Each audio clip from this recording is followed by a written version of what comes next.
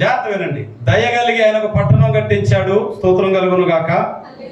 రెండవది, తండ్రి చూపించిన మంచి మార్గాన్ని, అది అక్కడే ఉన్నాం మనం. మీరు ఎవరైనా అనుకోవచ్చు, మా తండ్రి మంచి మార్గం కాదండి. ఓకే, ఆ మార్గం వదిలే, నీ పరలోక తండ్రి మార్గాన్ని చూడు, నీ ఆత్మీయ తండ్రి ఎంచుకున్న మార్గాన్ని చూడు. నీకు ఆత్మీయ నాయకులు, సేవకులు ఎందరో మంచి వాళ్ళు కనపడుతున్నారు, ప్రార్థనా పరులు. అలాంటి మంచి మార్గాన్ని ఎంచుకొని మన ఆత్మీయ జీవితాన్ని యథార్థతతో దైవ భక్తిలో కొనసాగించాలని ప్రేమతో మనవి చేస్తున్నాను. ఈ ఉజ్జీరాజు నేర్పే పాఠం అది. వాక్యంలో రాయబడింది, యథార్థవంతులను బలపరచడానికి యెహోవా కన్ను లోకమందంతటా సంచారం చేస్తుందంట. లోకమంతా ప్రతి వ్యక్తిని టెస్ట్ చేస్తున్నాడట దేవుడు. ఈ పాప ఎంత యథార్థవంతురాలు నా ఎడల, ఈ పాప ఎంత యథార్థవంతురాలు నా ఎడల, ఈ మనిషి ఎంత యథార్థవంతుడు నా ఎడల. ఎవరైతే దేవుని ఎడల అంతటి యథార్థత కలిగి ఉంటారో, దొరికిందమ్మా మొదటి సమయంలో విందామా? దినవృత్తాంతం 16వ అధ్యాయం 16:9. రెండవ దినవృత్తాంతములు 16వ అధ్యాయం 9వ వచనం. తన ఎడల యథార్థ హృదయము గల వారిని బలపరచుటకై యెహోవా కన్ను లోకమందంతటా దేవుడు సీసీ కెమెరా తిప్పినట్టు ఆయన కన్ను అంటే ఆయన చూస్తున్నాడని, ఆయన పరీక్షిస్తున్నాడని, ఆయన గమనిస్తున్నాడని.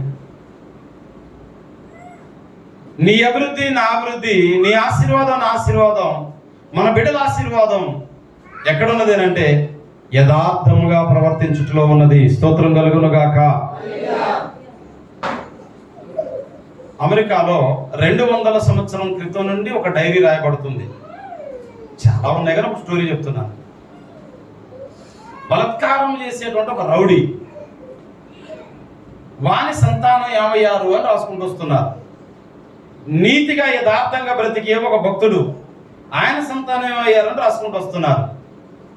ఈ నీతి మంతుని సంతానంలో మంత్రులు వచ్చారు, కలెక్టర్లు వచ్చారు, ఆఫీసర్లు వచ్చారు, పాస్టర్లు వచ్చారు, మినిస్ట్రీ చేసేవారు వచ్చారు, మిషనరీలు వచ్చారు.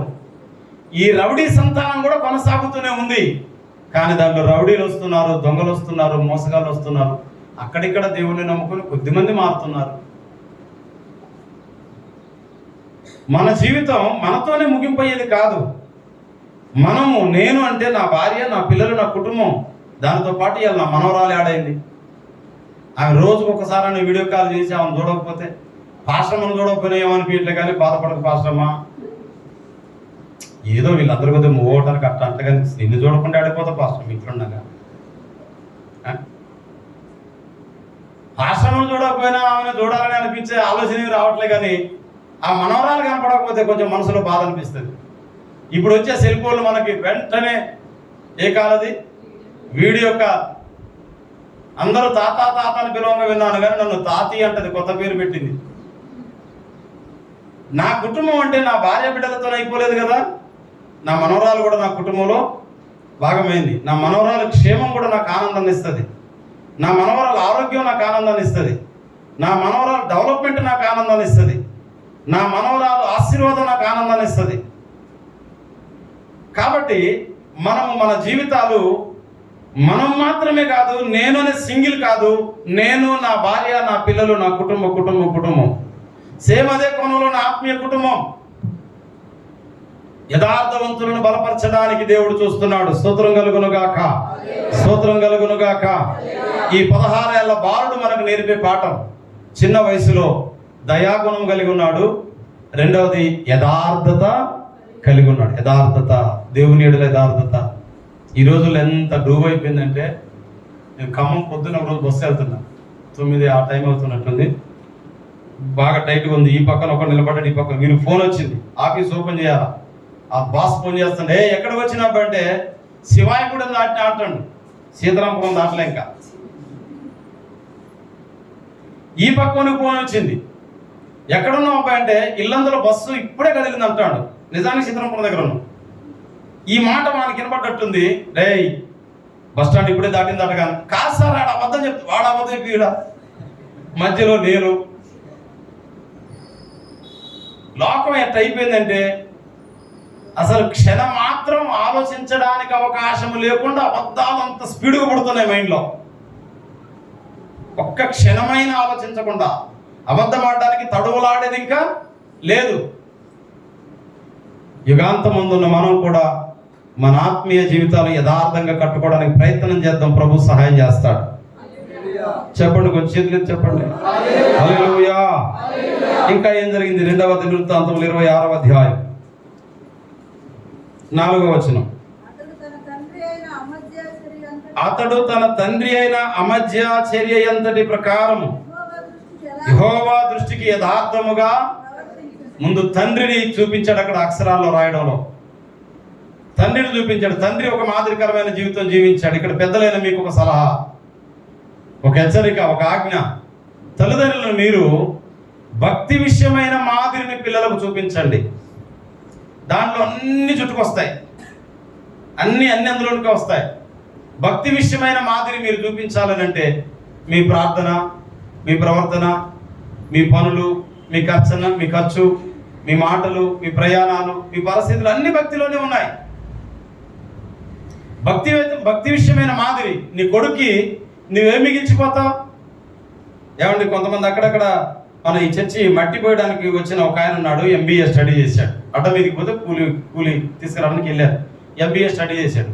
ఆయన ఎప్పుడైతే మాట్లాడుతూ MBA అనగానే, అన్న ఇంత చదువుకుని ఇంత కష్టపడతాను, ఏంటంటే మా నాన్నలు పెద్ద దొరలాంటోళ్ళయ్యా, మా నాన్న లగ్జరీ చేశాడు, పాడు చేశాడు, ఆస్తి పోయి ఆగమైపోయావు. మా ఇంట్లో పని మనుషులు ఉండేది, మాకు 100 ఎకరాల భూములు ఉండేది.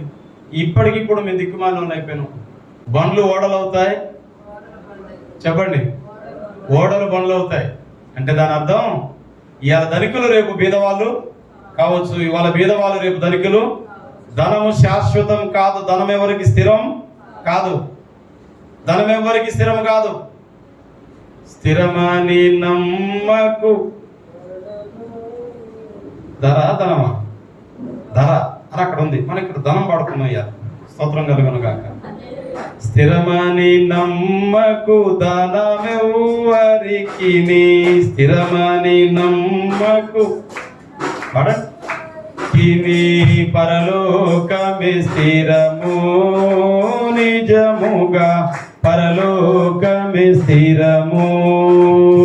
పరదేశులము ప్రియులారా, మన పరదేశులము ప్రియులారా, మన పురమిది కాదెప్పుడు, నిజముగా పురమిది కాదెప్పుడు. హల్లెలూయా. సరే, ఈ భక్తిని బట్టి మనం నేర్చుకోవాల్సిన విషయం ఏంటంటే, ప్రియమైన దేవుని బిడ్డలారా, యథార్థత అనేది చాలా ప్రాముఖ్యం. తల్లిదండ్రులారా, మీ పిల్లలకు ఒక మాదిరిని కనపరచండి. అబ్రహాం భక్తుడు ఇస్సాకుని బలి అర్పించడా తీసుకెళ్తున్నాడు కదా. ఏమడుగుతాడు అక్కడ? నిప్పులున్నాయి, కట్టెలున్నాయి, బలి అర్పించడానికి గొర్రె పిల్ల ఏది అన్నాడు కదా. అసలు ఆయనకి ఎలా తెలిసింది గొర్రె పిల్ల అని? అంటే అనేక సార్లు బలి అర్పించడానికి వెళ్ళినప్పుడు నిప్పులు, కట్టెలు మరియు గొర్రెపిల్ల అనేక సార్లు అబ్రహాం భక్తుడు తీసుకుపోయాడు గనుక, ఆ అబ్రహాం భక్తుడు కుమారుని కూడా తీసుకొని పోయాడు గనుక ఆయనకు తెలిసింది మనం నిప్పులు కట్టెలు పట్టుకుపోతున్నాం. దాని ఒక భక్తుడు ఇలా అన్నాడు, వ్యాఖ్యానం ఇది. ఏమన్నాడంటే, మాటలు పాటలు పట్టకపోతున్నాం కానీ కానుకలే పట్టకపోవట్లే అన్నాడు ఆయన. ఏంటది? మాటలు పాటలు ఇవే నిప్పులు, మంట మండిపోతున్నాయి, పాటలు పాడుతూ మండిపోతున్నాయి. మామూలుగా అల్లాడిస్తారు మనోళ్ళు. మాటలు బాగానే ఉన్నాయి, మాటలు కోటలు దాటుతున్నాయి, కానీ దేవునికి ఇవ్వాల్సిన కానుక ఏది? అక్కడ గొర్రెపిల్లేది. అంటే తండ్రి అనేక పర్యాయములు ఆ కుమారుని నిప్పుతోనూ కట్టెలతోనూ గొర్రెపిల్లతో సహా ఆయన బలర్పించడానికి వెళ్ళిన అనుభవం అబ్రహాం భక్తునికి ఉన్నది. దేవునికి స్తోత్రం కలుగును గాక. హల్లెలూయా. ప్రియమైన సంగమా, నీ పిల్లలకు డబ్బులు ఒకటే కాదు, అనేక విషయాల్లో మాదిరి నేర్పించాలి. నీ వస్త్రధారణ, నీ హెయిర్ స్టైల్, నీ మాట్లాడే విధానం. ఏమండి, ఒక రీల్ వచ్చింది, అంటే ఎన్నో వస్తూ ఉంటాయి కానీ వాక్యానికి అనుకూలే చెప్తాను.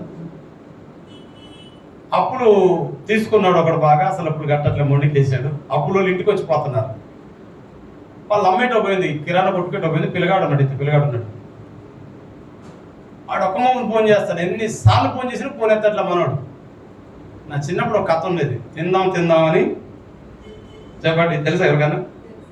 తిందామని ఇది అన్నదాట, ఏం తిందామని ఇది అన్నదాట, అప్పలు తిందామని ఇది అన్నదాట, అప్పు తీసుకొని తిన్నాడు ఏం చేద్దామంటే తిని ఎక్కడదామని ఇది అన్నదాట. మరి అప్పుకు పోయే దారి ఏదంటే పాలకు పోయే దారి ఏది, చక్కలు కూడా చేసి. దాంట్లో కూడా ఒక నీతి ఉంది. ఏంటా నీతి? అప్పులు చేసేటప్పుడు ఆనందం ఉంటుంది, అప్పు తీసేటప్పుడు దుఃఖం ఉంటుంది.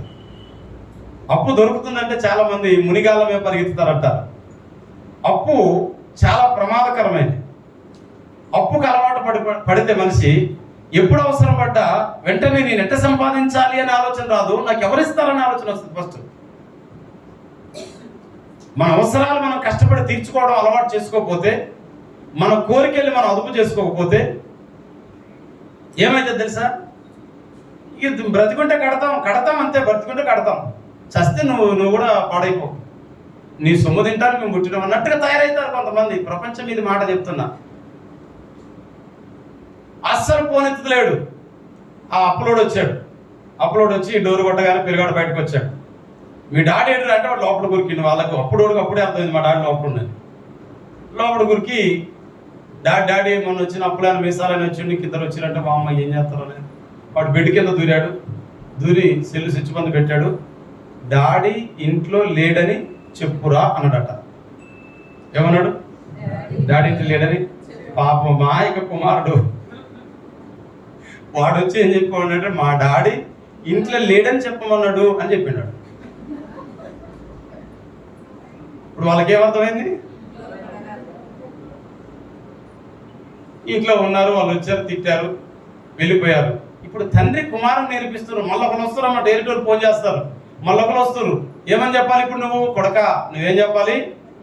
డాడీ ఇంట్లో లేడని చెప్పు అంటే మళ్ళీ నీ చెప్పినని చెప్పొద్దురా. నువ్వేం చెప్పాలంటే డాడీ ఇంట్లో లేడు అంతవరకే చెప్పమన్నాడు అనేది నువ్వు. అంటే ఇప్పుడు వీరికి ఎవరు నేర్పుతున్నారు? తండ్రి నేర్పుతున్నాడు. తండ్రులారా, మనం ఇతరులకు ఫోన్ చేస్తే ఫోన్ ఎత్తకుంటుండి. ఒక ఆయన నాతోనే ఉన్నాడు, ఒకేళ్ళ ఆటోలో పోతున్నాం, ఫోన్ ఎత్తాడు. ఫోన్ ఎత్తి బయటికి పెట్టండి, సెల్లు గస్సు అని గాలి వస్తుంది. Hello hello hello hello hello మేము ప్రయాణంలో ఉన్నాం, ఏం వినబడట్లే, హలో అని మళ్ళీ ఇట్లా పెడతాడు. నాతోనే ఉన్నాడు. వా, ఎంత జాదు ఉన్నావు నువ్వు. ఏమండి, ఏం నేర్పుతున్నాం మనం? యథార్థత అనేది మనము పిల్లల ముందు స్థాపించకపోతే వారు కూడా యథార్థహీనులు అవుతారు. అటువంటి చెడిపోయిన వ్యక్తుల్లో ఎక్కడో ఒకడెవడు బాగవుతాడు, కానీ నీ కుటుంబాన్ని పాడు చేసుకున్న వ్యక్తి నువ్వే అవుతావు.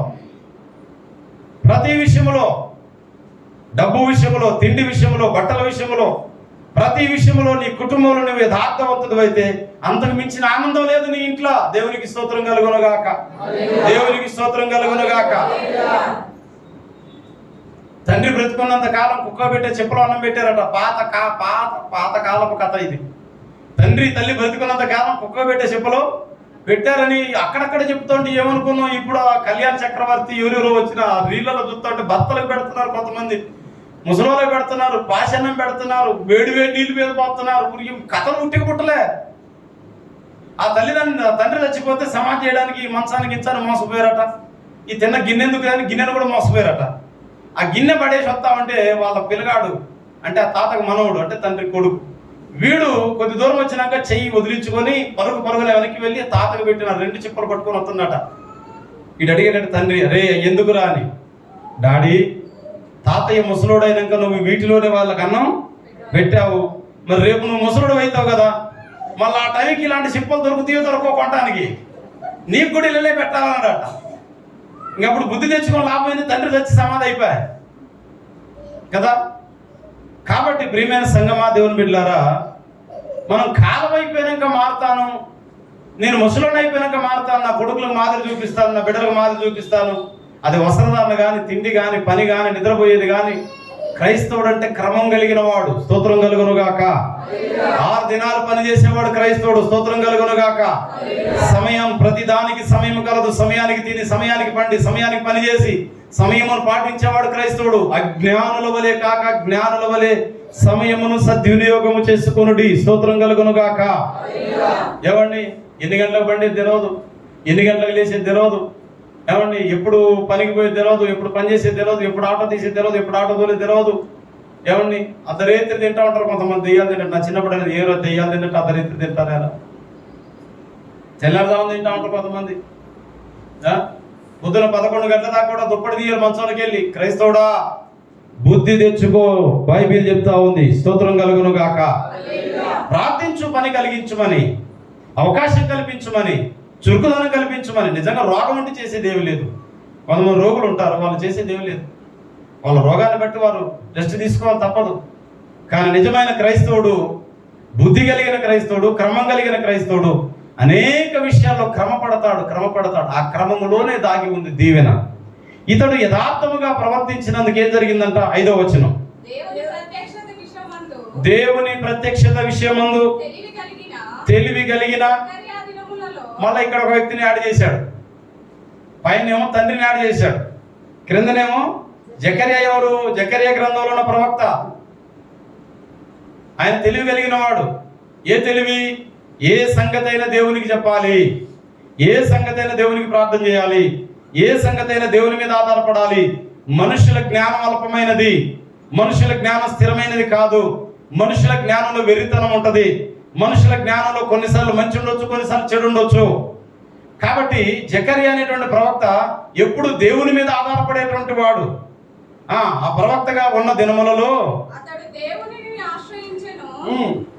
అతడు యెహోవాను ఆశ్రయించినంత కాలము ఈ రాజు ఏం చేస్తున్నాడట? దేవుణ్ణి ఆశ్రయిస్తున్నాడట, దేవుని మీదనే ఆధారపడుతున్నాడట. ముందు దేవుని మీద ఆధారపడాలి, తర్వాత వైద్యం మీద ఆధారపడవచ్చు, తర్వాత మనుషుల సహాయాన్ని పొందొచ్చు, తప్పు లేదు. కానీ ముందు దేవుని మీద కాకుండా మంత్రాల మీదనో, దెయ్యాల మీదనో, లోకం మీదనో మనం ఆశ పెట్టుకుంటే యెహోవాను విడుచువానికి శ్రమలు విస్తరించునని తెలియదు. కరెంటు పోయినాక ఫ్యాన్ కొంచెం తిరిగినట్టు కొంతకాలం బాగానే ఉంటారు, కొంతకాలం అసత్యం గెలుస్తుంది. ఏమండి, సినిమా స్టోరీ చెప్తాను అనుకోకండి. మీరందరూ సినిమాలు చూసిన వాళ్ళే కదా. గతంలో సినిమా చూడలేదు, నా జీవితంలో అన్నోళ్ళు చేస్తాడు. మా పాస్టర్మ చూడలేదు, మీరందరూ చూడలేదా? ఎంత పుణ్యాత్ములమ్మా. ఎప్పుడు సినిమా చూడలేదా? నువ్వు చూసావా లేదా? నేను చూసినా గారి చేతు చూశాను. చూసావా? చిన్నప్పటి చూసావా? ఒక్కొక్కరు పేరు పెట్టి బొట్టు తేవాలి మన వాళ్ళకి, క్రైస్తవ బొట్టు. నా భాష అర్థం కావట్లేదు. ఇదివరకు గతంలో మీరు సినిమాలు చూసాము అన్న వాళ్ళు చేయి చూపండి. గతంలో మా పాస్టర్ను చూడలేదు చిన్నప్పటి నుండి. వాళ్ళ బంధువులు ఒకసారి 7వ తరగతిలో ఉన్నప్పుడు ఎప్పుడో సినిమా టాకి తీసుకుపోయారు బలవంతంగా. ఇంటిగా ఆడపిల్ల ఒక్కదానిట్టుంటారు, రావేది లాక్కపోయారు. లేకపోతే టాకీసులు కూర్చుని వీళ్ళందరూ సినిమా చూస్తారు, పెట్టుకుంటూ ప్రాప్తేమో మా వాళ్ళందరూ బుద్ధి చేసేదే, వీళ్ళందరూ జ్ఞానం తెచ్చి, వీళ్ళందరూ మార్మలం తెచ్చేదైనా ఈ పాపం 8 చూడలేదని ఏడుచి ప్రార్థన చేస్తాను. నీ పల్లెటూరు మాటలు ఉంటాయి కానీ నీ కడుపు చల్లకుండా నువ్వు ఎట్టాడదని తగిలేదు. నువ్వు చూడమమ్మల్ని చూడకుండా చేసిన సినిమా మధ్యన మొత్తం తీసి వచ్చిన. ఇక మళ్ళీ పోలే సినిమాకి అన్నాడు మా పాస్టర్. ఇక్కడ సినిమా చూడని ఏకైక వ్యక్తి ఎవరంటే పాస్టర్ అనే. దేవుడు ఆయన దీవించను గాక. ఇక ముందు కూడా అన్నాడు చూడకుండా కాపాడును గాక. సరే, పాతకాలం సినిమా, ఇప్పుడు సినిమా వద్దులేండి. పాతకాలం సినిమాలోనైనా ఎప్పటి సినిమాలోనైనా సినిమా ప్రారంభం నుండి ఎండింగ్ దాకా విలన్ గెలుస్తూ ఉంటాడు. విలన్ హీరోని ఇబ్బంది పెడతాడు, హీరో తండ్రిని చంపుతాడు, హీరో వాళ్ళని కిడ్నాప్ చేస్తాడు, హీరో వాళ్ళని లంచాలు పెట్టి జడ్జితోటి తీర్పులు చెప్పిస్తాడు, హీరోని జైల్లో పెడతాడు. అన్ని సినిమా మొదటి నుంచి లాస్ట్ దాకా విలన్ ఆనందపడతా ఉంటాడు. అప్పటిదాకా మనోళ్ళందరూ పండు కొరుకుతూ ఉంటారు. ఎంత దారుణం అయిపోతుంది, పక్కన ఉన్నాడు చూడరా అంటుంది ఒక పక్కన కూర్చొని. వాళ్ళకి వినపడుతుంది ఆ టాకి తప్ప తెర మీద ఉన్న వాళ్ళకి, చూడమ్మా పక్కనే కొద్ది జరుగు ఉంటుంది ఏమో. లాస్ట్లో హీరో గెలుస్తాడు.